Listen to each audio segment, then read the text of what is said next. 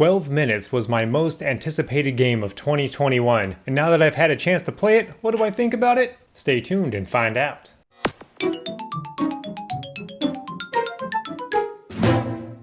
Alright, so like all my other game reviews, this is going to be broken up into 3 sections: the good, the bad, and the final thoughts. So right off the bat, I'm going to say that the game is really unique. It's got a very unique style and a cool storytelling element to it. It kind of reminds me of a mixture between Groundhog Day and 1408, those movies combined. It's kind of like the same thing. So it's very interesting and unique. I like the fact that you can play through the same scenario multiple times and try different things to see what works and what information you can get before the timer runs out or you die. So yeah, I don't think there's ever been a game quite like this that uses those mechanics in the same way that this game does. The voice acting is also really well done. I think they did a good job at playing the characters correctly and portraying the certain emotions you're supposed to feel at certain times. There's also multiple endings, which is cool for replayability. You can play through the game 3 different times to get the 3 different endings. There's also Easter eggs in there, little hidden things you can find that the developer put in there. Now on to the bad stuff. And in this section I'm going to include some spoilers, so if you haven't played the game or you want to skip any spoilers, go ahead and skip to the time mark right here to go straight to the end. So there's a few things I wanted to talk about. The first one being the voice acting. Even though it is good, the problem is Willem Dafoe has a very recognizable voice. Like as soon as he starts talking, it's like, oh yeah, that's who it is for sure. And it kind of kills the immersion for me. And this happens with any game or any movie that I see a really well-known actor playing a part, whether it's in a movie or as a voice. It just kind of removes it. I can just see that person like, yep, he's just doing his job. I don't really, it doesn't pull me in. It totally kills the experience for me personally, even though I love Willem Dafoe as an actor. I think he's a great actor. He's fun to watch, but at the same time, it's like, I know it's him, and it's just like, eh. The animations are also pretty janky sometimes. There's some motion capturing done as well, like whenever you're pulling out a chair or like doing certain actions, it's fine, but whenever your character is moving or like transitioning from one animation to another, it's very janky and disjointed, and it feels pretty unpolished. There's also moments where the game reacts accordingly, like if you do the little things in the world, the characters in the world react to what you've done, and just little things, which is great. But there are times where the complete opposite is true. There's a couple of times in the game where you actually do something crazy and no characters react to what you've done, so it's just like, whatever. Honey, watch this shit! Idiot.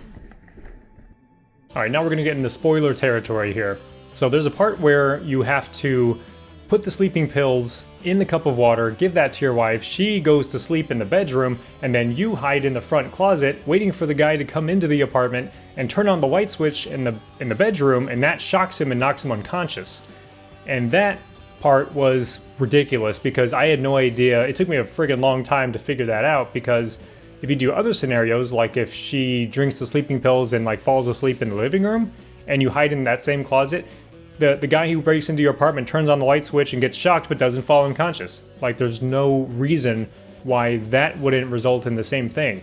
And the game gives you no clues as to why your wife's physical location when she's asleep makes that any different. And near the end of the game there's a plot twist, and the plot twist is very annoying to me personally, because 20 years ago, like in movies or if a game did it, it was like a shocker, like, oh my god, whoa, that's crazy. And now it's just like, oh, well, the main character just conveniently forgot about the main thing that's driving the plot of this game. And then you have this revelation at the end of the game that, oh, yeah, this is exactly what happened. I remember now. It's just an overly convenient plot device, and I dislike it. It just feels cheap.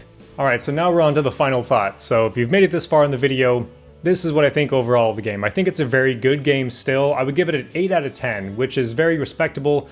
It's not a bad game. It's not amazing. It doesn't propel itself as a masterpiece, but it is a good game, and it's definitely worth the $25 asking price, or if you have Game Pass on Xbox or PC, you can download it right now, and I would recommend doing so, because it does a good job at what it sets out to do. The game is a very unique experience, a very unique storytelling experience, and I would highly recommend anybody play it who likes these story-driven games. There's no other game quite like it in my opinion, whether it's AAA or indie. There's just nothing like 12 minutes.